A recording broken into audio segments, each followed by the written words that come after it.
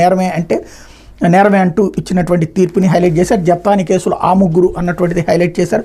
హజ్ యాత్రకి లక్ష అంటూ మైనార్టీ సంక్షేమ పథకాలు పొందొద్దన్న, త్వరలో ఇమాం మౌజూన్ల గౌరవ వేతనం, మైనార్టీకి లబ్ధి జరిగేలా వక్ఫ్ బోర్డులు వక్ఫ్ భూముల అభివృద్ధి, సత్వరం కడప హజ్ హౌస్, గుంటూరు క్రిస్టియన్ భవన్, నూరు భాషా కార్పొరేషన్ ఏర్పాటుకి అంగీకారం, మైనార్టీ సంక్షేమ శాఖపై సమీక్షలో సీఎం చంద్రబాబు అన్నటువంటి వార్తని హైలైట్ చేశారు. మరో పేదల భూములతో బంతాట అంటూ చేతులు మారిపోయిన అసైన్ భూములు, వైసీపీ హయాంలో ఇష్టానుసారంగా రిజిస్ట్రేషన్లు, భారీగా జీవో 596 ఉల్లంఘనలు, సర్కార్కి రెవెన్యూ శాఖ నివేదిక అన్నటువంటి వార్తని హైలైట్ చేశారు. మరోవైపు పెట్టుబడులపై పచ్చి అబద్ధాలు అంటూ గోబెల్స్ను తలదన్నేలా జగన్ రోత మీడియా, ఆర్టీఐ సాక్షిగా వైసీపీ సర్కార్ నిజస్వరూపం ఇప్పటికే బట్టబయలు అయినా రోత పత్రికలు అవే కట్టుకథలు, 171 ప్రాజెక్టులతో 61,295 కోట్ల పెట్టుబడులట, 179 భారీ పరిశ్రమల ఉత్పత్తి మొదలెట్టాయట, అవి ఎక్కడెక్కడ నెలకొల్పారో చెప్పదు, ఎందరికి ఉపాధి కల్పించారో కూడా చెప్పదు, విశాఖ సదస్సు ఒప్పందాలపైన అదే దెబ్బ, తప్పుడు కథనాలపై పారిశ్రామికవేత్తల విస్మయం అంటూ అది నిన్న ఇచ్చింది. అది సాక్షి సొంత కథనం కాదు, DPIIT వాళ్ళని అడిగితే చెప్తారు. రెండోది రాష్ట్ర పరిశ్రమల శాఖ దగ్గర ఆ లెక్క ఉంటుంది. ఇకపోతే పేదల భూములతో బంతాట అంటూ